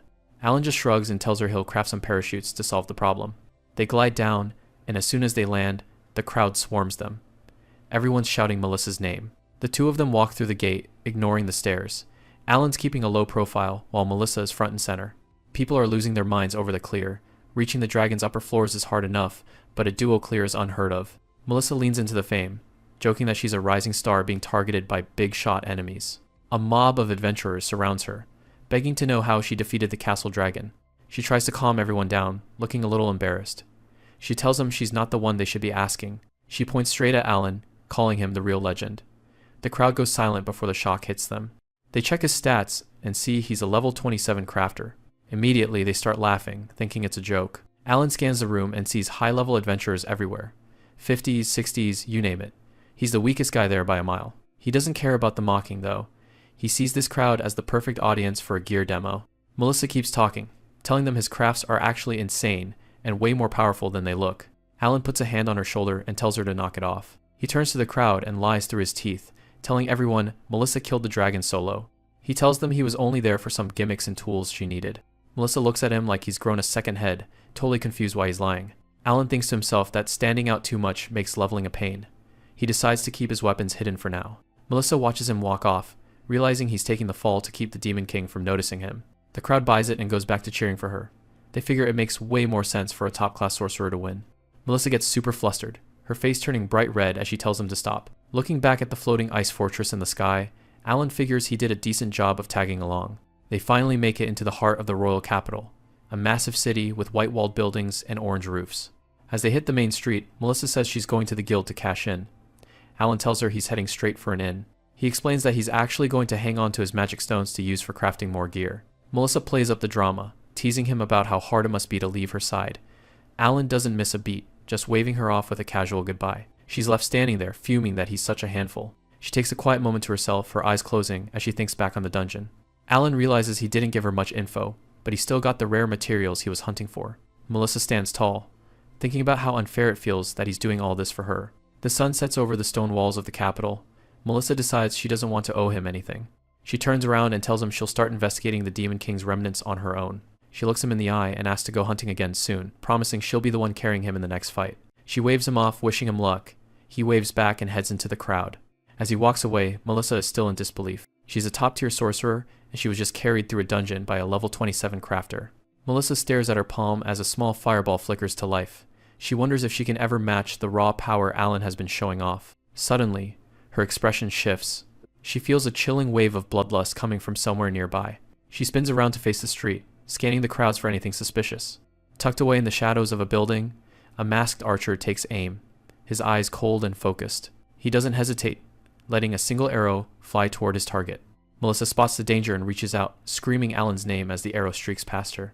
Alan barely reacts in time, diving to the pavement as a burst of green energy tears into the ground where he was just standing. Melissa looks up at the roofs, frustrated that the assassin managed to slip away into the sunlight so easily. She walks over as Alan picks himself up, remarking that he just narrowly escaped a trip to the afterlife. Alan lets out a long breath, admitting he didn't think anyone would be bold enough to strike inside the capital. He stands there in silence, realizing that his enemies are getting desperate, and he won't be able to walk around town safely if he doesn't do something. Melissa mentions a plan she had earlier, and even though he looks annoyed, Alan finally agrees to give it a shot. She gives him a stern look, offering to be his personal bodyguard as long as he can afford her fees. Alan just gives her a flat no, saying that sounds way too expensive, and he'll just figure out a way to handle it himself. She smirks and points a finger at him, reminding him that they're officially party members now anyway. She starts yelling at him, making sure he's actually listening to her. She tells him that since he's a man she actually respects, she won't forgive him if he lets some random thug take him out. Alan just gives her a cocky half smile, saying he doesn't plan on dying until he at least reaches level 999.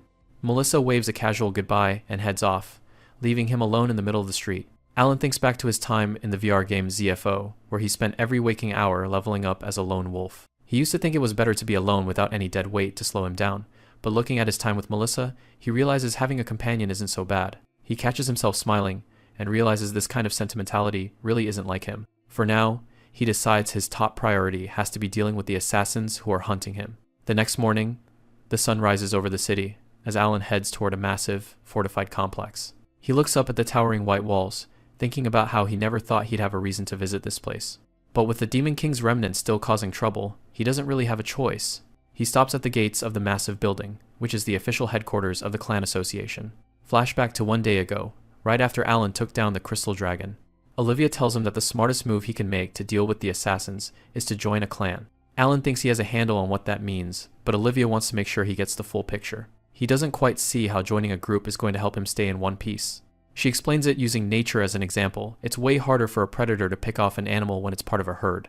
Plus, the big-time clans have serious political pull, which adds another layer of safety. Olivia points out that even the higher-ups at the Adventurers Guild have their preferred clans for a reason. Joining one would give him a secure place to stay and a steady stream of information at the same time. Back in the present, Alan arrives at the clan association to start his search. He's got a specific goal in mind, but he's not exactly sure how to go about it. The people in the hall recognize him instantly. Word's already gotten out that he's the guy who completely smashed the Wolf Mine record. They're also buzzing about him clearing the Crystal Sky Castle with Melissa just the day before. Alan keeps moving, noticing that the association is split up into different desks based on clan type. He goes through the categories, like the conquest types that focus entirely on clearing dungeons. Then there's everything from subjugation and gathering to simple social clans. From the looks of the crowd, the general and conquest types are by far the most popular, but Alan doesn't care about what everyone else is doing. A guy suddenly calls out to him, asking if he's looking for a group. It's Max, the leader of a B-rank conquest clan called the Gazelles. He's heard that Alan is a top-tier crafter and wants him to bring that talent to his squad. Before Alan can even respond, Another person tells him to forget about the Conquest guys. This guy leads the Tigers, a B-rank general clan, and they're more than happy to have him. Max gets heated about the guy cutting in, but the newcomer just tells him to take a number. It quickly turns into a full-blown bidding war in the middle of the hall. It seems like every recruiter there wants to get their hands on him. They start shouting about their ranks and membership size, and one girl even tries to lure him in with some alluring promises. Alan finally speaks up to shut them all down. He tells the crowd he's only interested in a defense clan that's at least A rank. The recruiters are completely blindsided by the request. For Alan, it's a purely strategic move. Defense clans are tightly connected to the government and local lords, which makes them perfect for gathering intel. Plus, it gives him a great front for distributing his crafted weapons to different cities. He makes his stance clear. If they don't fit those conditions, they need to back off. The crowd starts to thin out pretty quickly after that. He's actually a bit surprised at how fast they give up on him. Just then, the sound of heavy metal footsteps echoes through the hall. A massive warrior named Flynn steps forward, his body glowing with a powerful aura. He introduces himself as the master of the A-rank defense clan, Holy Guardian. Alan's eyes widen when he sees the guy's level is 378. That's insane, even for this world. Flynn asks if he's really ready for their strict discipline, since he doesn't do special treatment. Olivia's voice rings in his head again. Joining on a trial basis would make it much easier to walk away if he needs to. Alan decides to take the deal. He tells Flynn that as long as it's a trial membership, he's in. A system window immediately pops up in front of him, inviting him to join the A-rank defense clan, Holy Guardian. Without hesitation, he taps the accept button on the glowing screen. The notification updates, confirming that he's officially a member of the group. Flynn reaches out and gives him a firm handshake, welcoming him to the team. He's ready to move, telling Alan they'll head straight to their headquarters to iron out all the details. They arrive at the Holy Guardian headquarters, a massive, upscale mansion that clearly shows off the clan's status. Once inside, Flynn starts the orientation by asking Alan if he actually knows what being part of a defense-type clan entails. Alan admits he's only got the basics down. They go out to villages and cities to stop the Demon King's forces. Flynn breaks it down further, explaining that they always operate in three-person parties, made up of members with similar levels. This catches Alan off guard. He immediately asks if going solo is off the table. Flynn confirms that unfortunately, that's not how they do things. Alan isn't thrilled about the idea. He knows that being tied down to a group like that is only going to slow down his progress. Flynn goes on to say that, until his level is higher, his only duty is going to be patrolling the city. To Alan, that's just a fancy way of saying he'll be taking a walk, which won't help him level up or deal with the hidden threats in the city. Flynn finishes up the briefing and asks if Alan has any questions about the setup. Alan's mind is racing. There's no way he can work under these conditions. He needs to be out on missions where he can actually use and distribute his weapons. Flynn can see the hesitation on his face and asks if something is bothering him. Alan knows he's got no choice but to push back and try to cut a better deal. He looks Flynn in the eye and tells him that while he doesn't have questions, he definitely has a request. He gets straight to the point, saying he has zero interest in patrolling and wants to jump straight into the defense missions. Flynn shuts him down instantly, reminding him that as long as he's part of the clan, he has to play by the rules. Alan isn't backing down that easily. He proposes a compromise. If he can prove he's strong enough, he wants a special exception to the level requirements. He makes his offer simple. He wants a duel, and if he wins, he gets to do things his way. Flynn looks more than a little amused by the kid's confidence. The scarred man behind the desk isn't interested.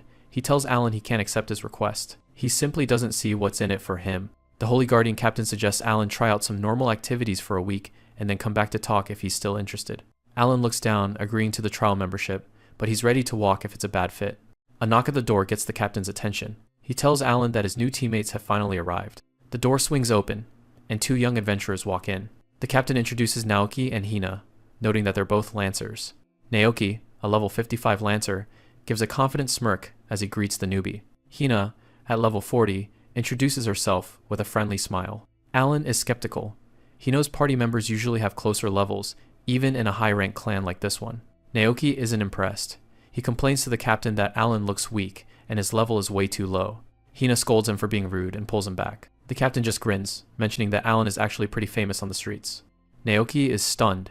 He can't believe a level 27 could be famous for anything good. He's even more disgusted when he realizes Alan is just a crafter. Hina's eyes go wide. She wonders if he's that famous Alan the crafter.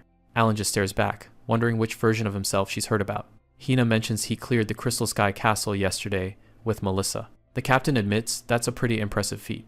Alan asks if the captain didn't know about his past either, making the big guy laugh. Alan thinks back to the massive crowd that swarmed him and Melissa at the clan association. The captain admits he only let Alan in because someone getting that much attention must have some talent. Hina is practically glowing. thrilled to be in a party with someone so incredible. Naoki isn't buying it. He figures Alan just leeched off Melissa's strength to get through that castle.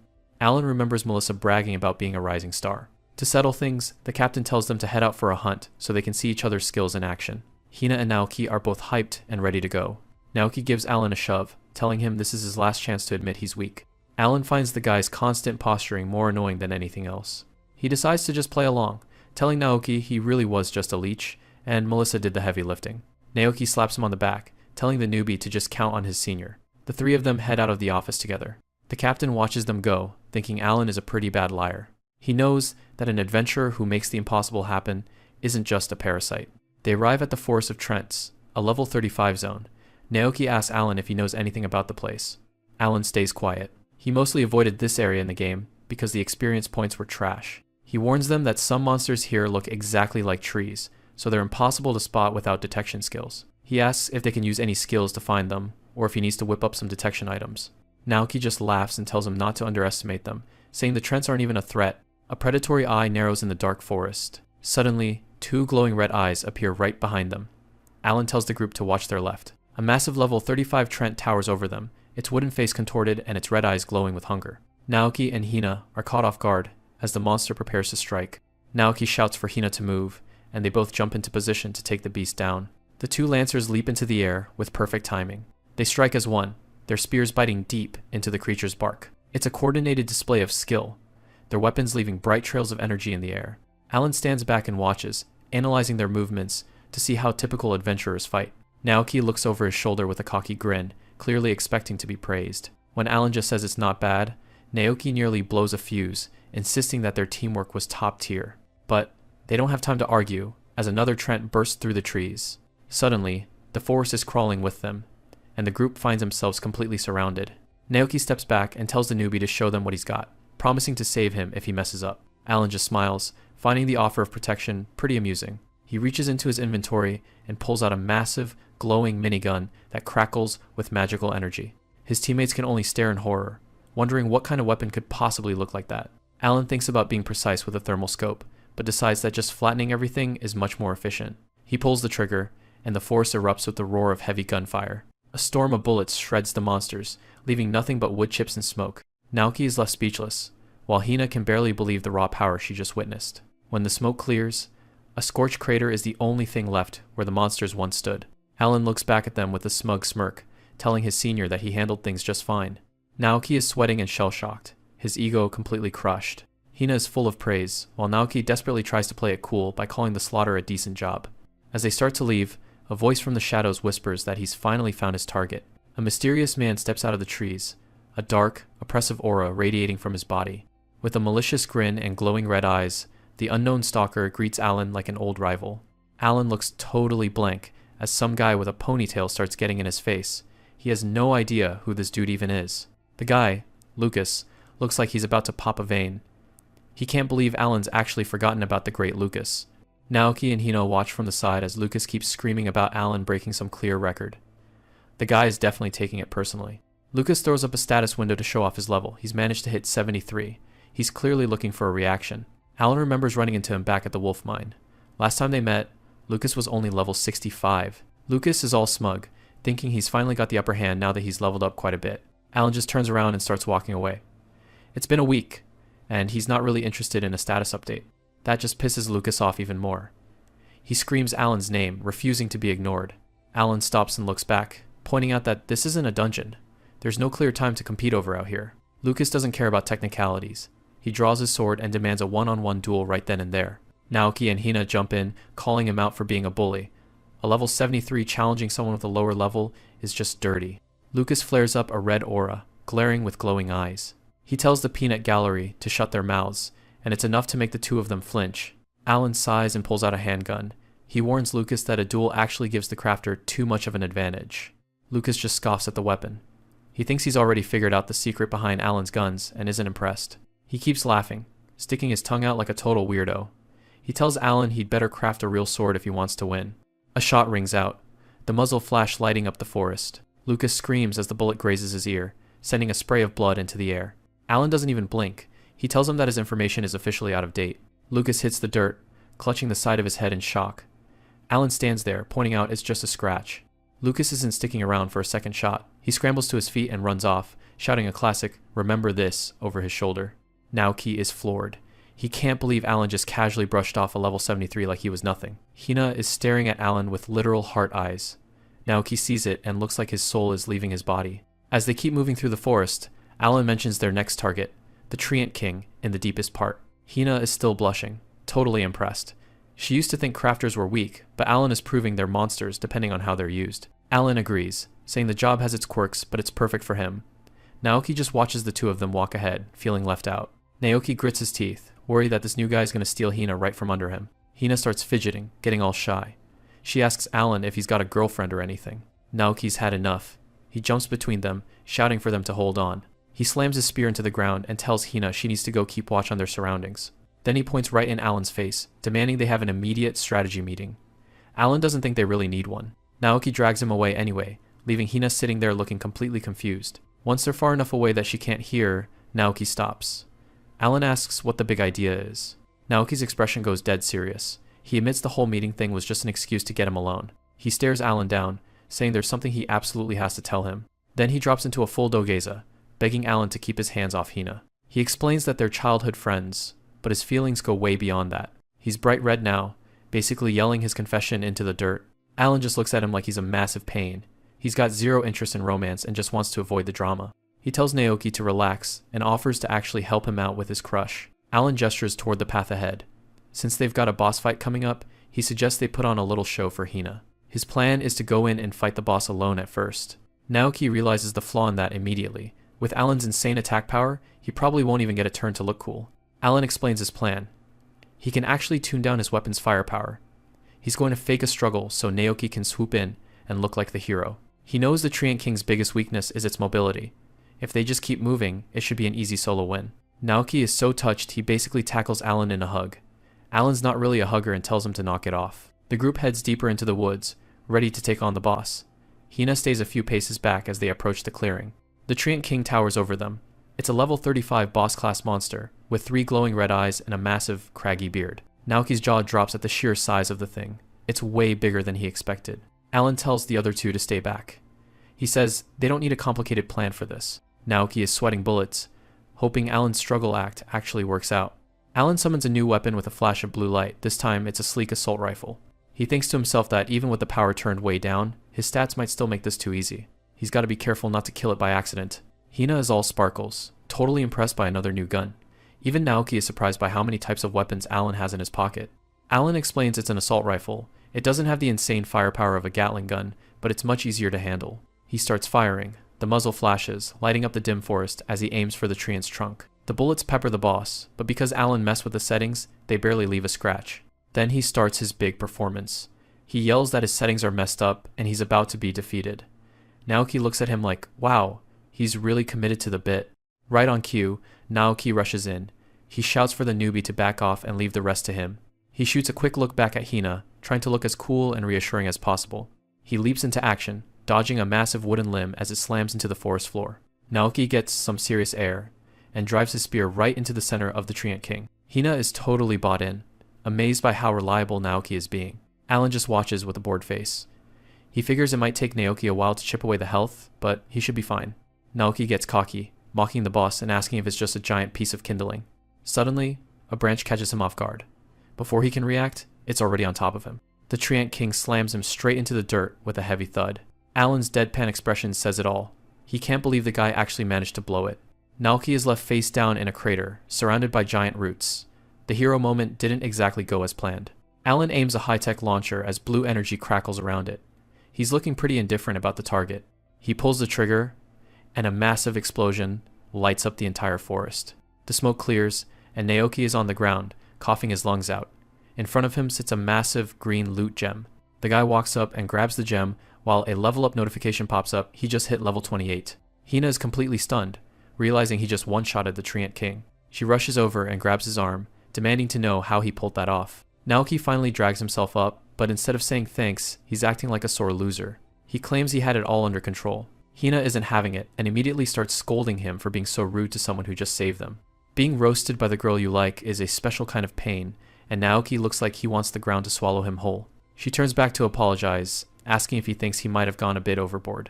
Alan realizes what's going on. Naoki was just trying to look cool in front of Hina, and he totally ruined the vibe. Despite the awkwardness, the girl can't stop talking about how easily he handled the boss.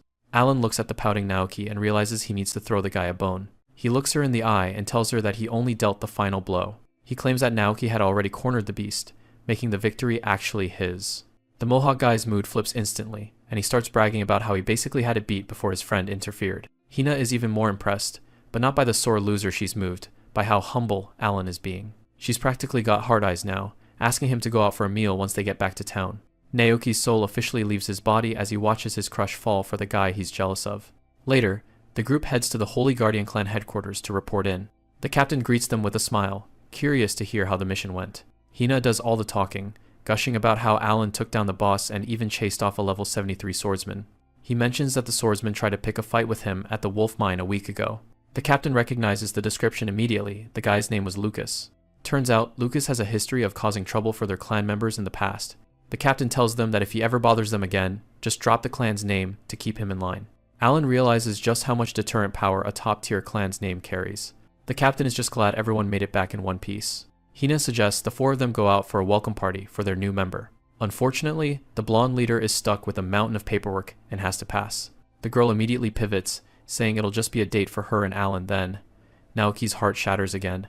The captain tells them to have fun but not stay out too late. Before they leave, he mentions that a new request has already come in for their party. Hina is hyped, especially since the client specifically nominated Alan by name. But the leader warns them this isn't a standard defense mission. The client wants Alan to distribute his unique crafted weapons to the local residents. His response is pretty blunt. He's basically just being asked to hand out guns. The captain confirms it, but the location makes it a lot more dangerous. Biendel. Naoki and Hina are visibly shaken because that's a frontline city constantly at war with the Demon Lord's army. The city is a bloodbath where the residents are desperate for any edge they can get. The captain gives him an out, saying he's free to decline if he's not up for it. But Alan doesn't hesitate. He takes the job. Alan realizes that distributing his modern weapons is actually a huge win. It's the most efficient way to farm XP without having to do all the heavy lifting himself. The captain points out that, since he was only here on a trial run, he needs to know if he's officially ready to sign on with the clan. The guy agrees without hesitation, honestly surprised that he was still technically an outsider this whole time. But, as he thinks it over, something feels off. It's suspicious that a client would specifically nominate a trial member who hasn't even established a reputation yet. The captain tells them the plan. Teleport to Biendel tomorrow morning with all expenses paid. Suspicious, Alan suggests he should just go alone if he's just acting as a delivery boy. Hina isn't having any of that. She grabs his arm and insists that once the mission is over, they have to spend some time exploring the city together. He tries to tell her to be a bit more mindful of the situation, but the captain just watches them with a quiet smile. The girl practically drags him out of the room, leaving a very frustrated Naoki trailing behind them. Even as they leave, Alan can't shake his doubts. He keeps wondering how the client could possibly have known he joined the clan so quickly. The captain had explained that while the official list updates instantly, a trial membership is just a verbal pact with no public record. He had noticed the look on the boy's face and asked if there was actually something wrong with the request. Alan played it cool, claiming he was just amazed that word about a level 28 crafter could travel so far across the kingdom. He leaves the office, resolved to finish the mission perfectly, despite the obvious red flags. Skipped. This panel index is out of bounds or empty, based on the 1-7 panel request ending at index 16. Hina notices his intense expression and asks if he's okay, but he just tells her it's nothing. In his head, he knows he's being targeted. Being specifically called out for a job less than 12 hours after joining the clan is way too fast to be a coincidence. As the group heads out, the captain watches the sunset from his window. Alan's mind is racing, wondering if a guy named Flynn is actually part of a secret faction working against them. The group finally touches down at the walled city of Biendel, but the view from above isn't exactly a welcoming party. Alan, Hina, and Flynn step out of the warp, ready to head straight into the heart of the city. Something's definitely off. There's zero foot traffic, and every single shop is shut tight. Alan can feel it too. The whole place is giving off some seriously bad vibes. Further in, the city's guards are already locked in a desperate struggle against something big. The trio spots the commotion near the gate, and it looks like things are going south fast. A massive level 55 giant lizard boss is rampaging right through the city's defenses. The beast lunges forward, sending the armored soldiers scattering just to stay alive. Alan isn't about to stand by. He pulls out a rocket launcher crackling with blue energy. One shot is all it takes to turn that boss-class monster into a massive pile of smoke and fire. He lands in the aftermath, still holding the smoking launcher while the dust settles. The guards can't even process what they just saw, a boss lizard, gone in a single blow. But the threats keep coming, as a pack of level 40 Mudgastromus swarms the area. Suddenly, a knight on horseback charges through the flock, swinging a massive axe. He cleaves through the bird monsters with ease, his weapon glowing with a fierce red light. As the last of the birds fall, the rider approaches Alan and asks if he's the famous crafter. The warrior introduces himself as Gordo, captain of the Royal Guard. Turns out, Lady Olivia sent him personally to escort Alan and his party. Alan tries to check the captain's stats, but everything comes up as hidden. Gordo motions toward an ornate carriage waiting nearby for their departure. Flynn is losing his mind over how fancy the ride is, realizing they're getting some top-tier treatment. Gordo admits the city's finances are trashed because of the endless war with the Demon King's army.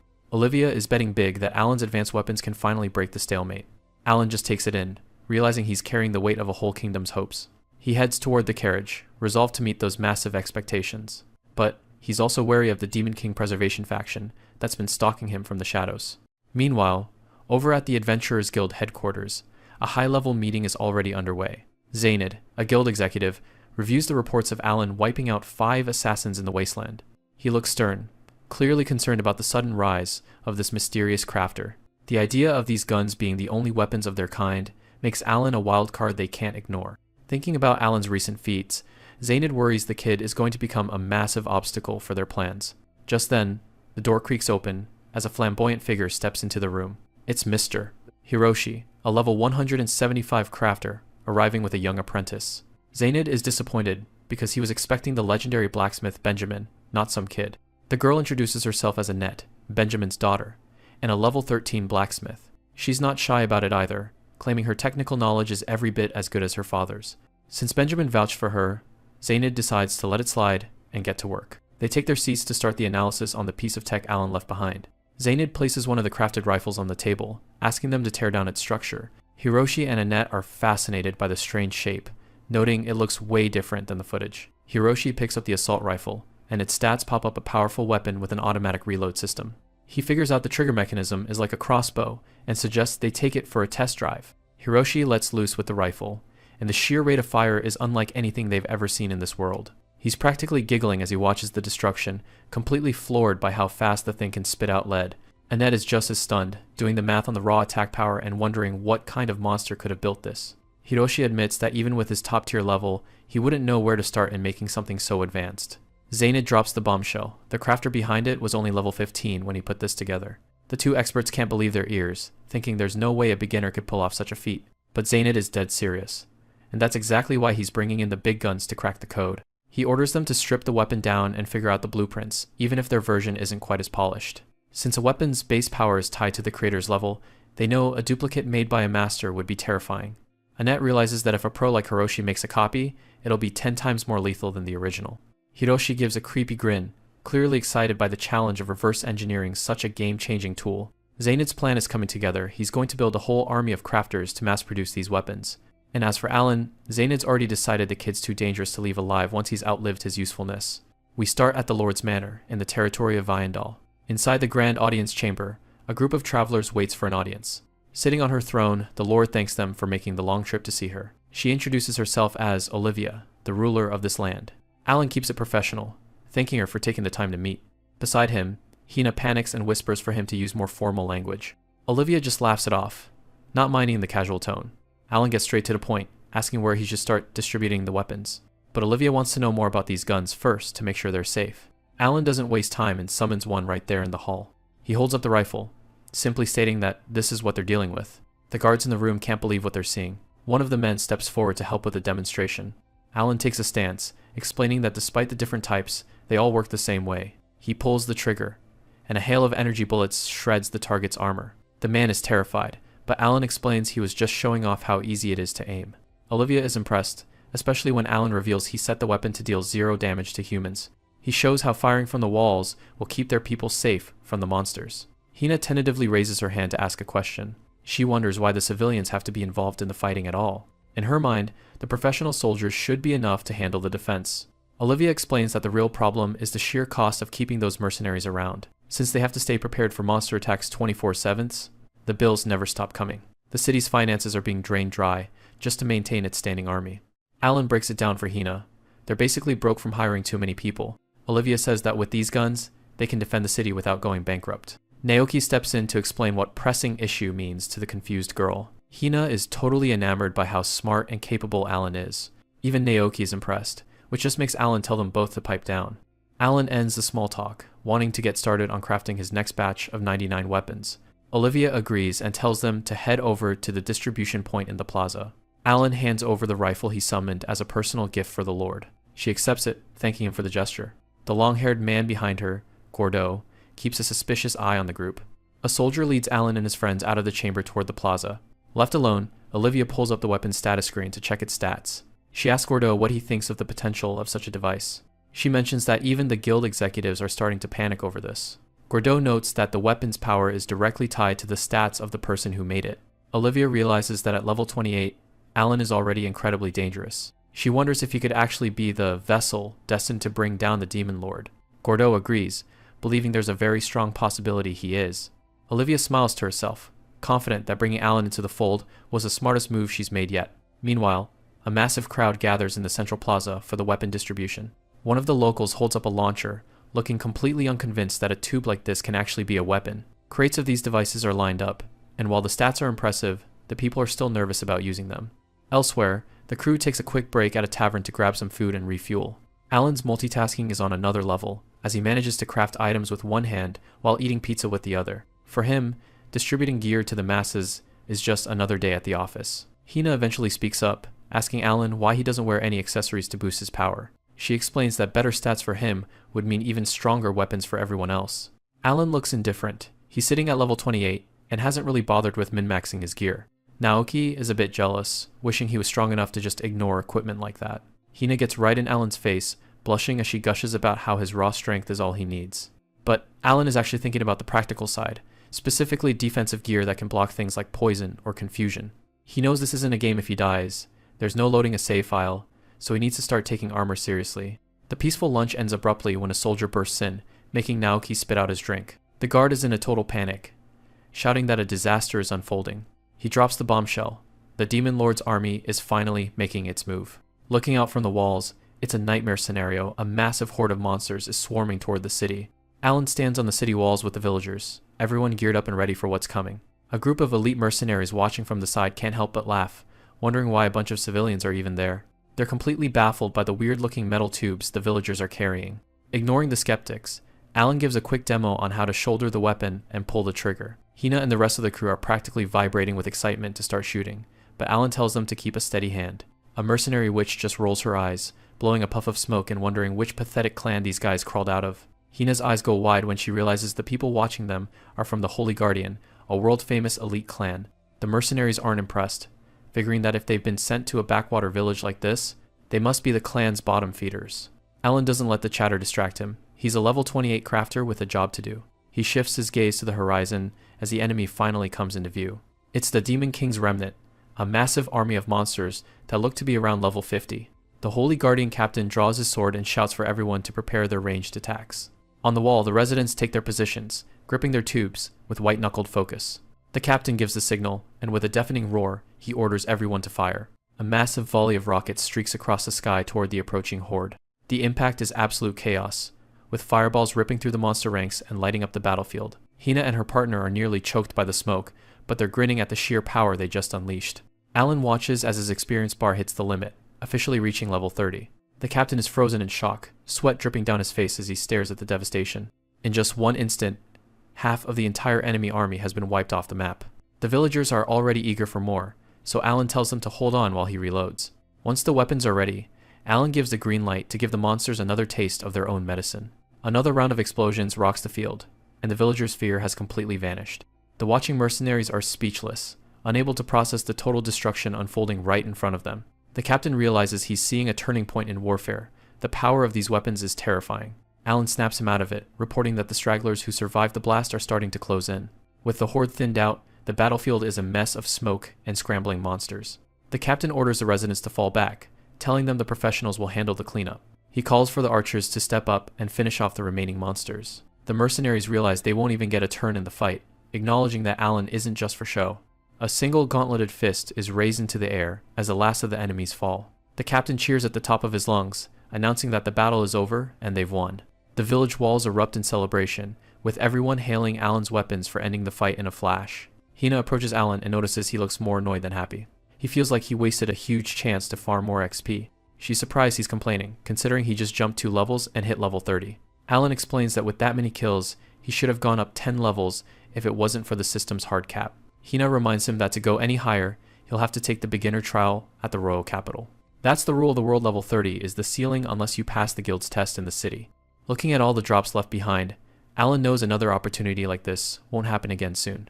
The mood shifts when Olivia arrives on the wall, clapping and congratulating Alan on his performance. The mercenaries are immediately distracted by how good she looks, earning them a sharp rebuke from the witch.